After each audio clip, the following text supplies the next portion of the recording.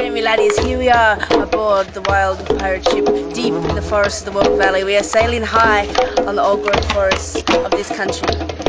So come down here with your pirate hats and your parrots and save this fine land of ours.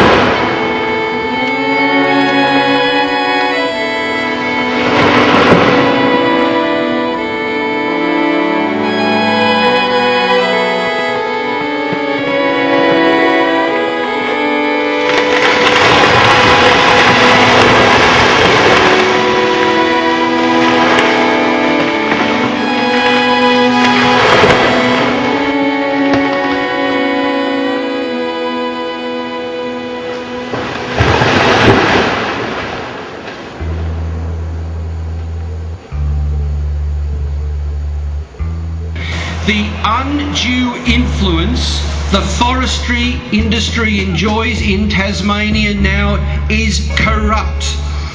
It has been granted unreasonable access to some of the most precious and valuable forests in the world because of its corrupt relationship with this government and other governments, by the way it cozies up to the government, by the way it gives huge donations to government, and by the way it bullies and sidelines those who dare speak up against it.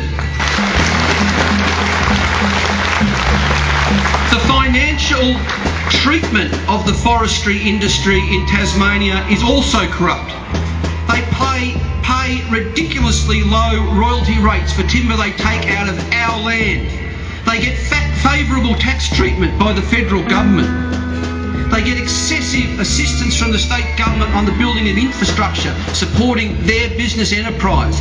And they have received over the last 20 years or so something like $500 million of taxpayers' money, our money that has been paid to them to help them to rebuild, re-engineer their industry, to retool and to do it better and more sustainably and more sensibly and more ethically. And yet, 20 years on, $500 million on, we're still seeing clear felling of old-growth forests. We're still seeing an obsession with wood chipping, which is the most ridiculous thing that could be going on down here when there are so many other better, more sensible, more sustainable, more employment-generating ways to deal with our timber.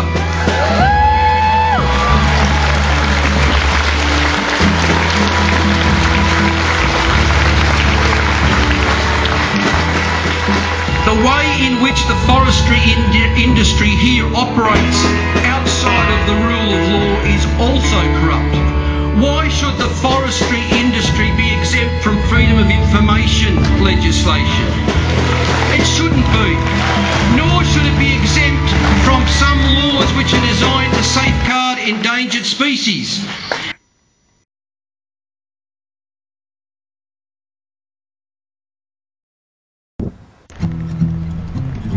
Well, this has been an extraordinary endurance test of Peter Firth. 51 days up a giant tree in the Styx, in rugged terrain, very isolated, enduring wind, rain, snow, all because the Prime Minister broke his promise to protect the old-growth forests in the Styx and Florentine valleys. Absolute disgrace on the part of the federal government and the state government that people like Peter Firth have to go through this in order to bring the government's inadequacies to public attention.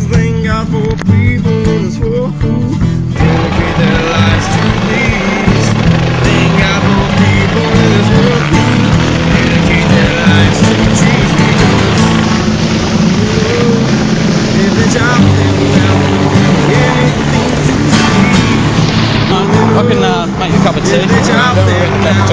We're not here on a social, it's just all together. They chop them down into the desert that they leave. Don't they know? Don't they know? Yeah. Branches up above cracking and creaking and stuff, so I thought something might come down, or it was a pretty hairy experience. Would you do it again? Yeah, of course. I mean, we've got 14,000 hectares up there alone in those two valleys, and these are areas that were proposed for protection, but are now being clear-felled, at a huge exponential rate from previous. So yes, these aren't even areas that are sort of open for logging. There are areas that need to be protected to maintain the integrity of the valleys that they're in. So yeah, it's really important that we continue to campaign for them and do what we can, because yeah, the government's betrayed the people. Won't be anything to see. Don't they know if they chop them down there won't be anything to breathe? Don't they know if they chop them down it's only desert that they leave? Don't they know? Don't they know?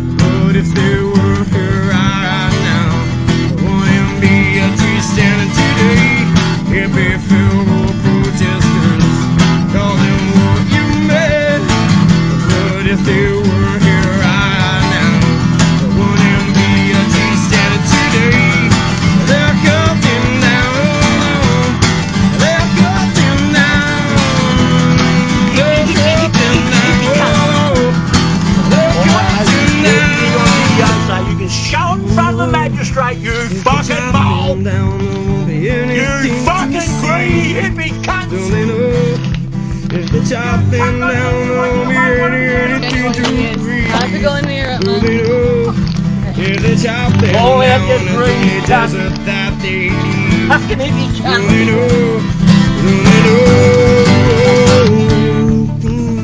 We told you to move on. Do you know anything? Everybody, do you know anything? John Howard, do you know anything?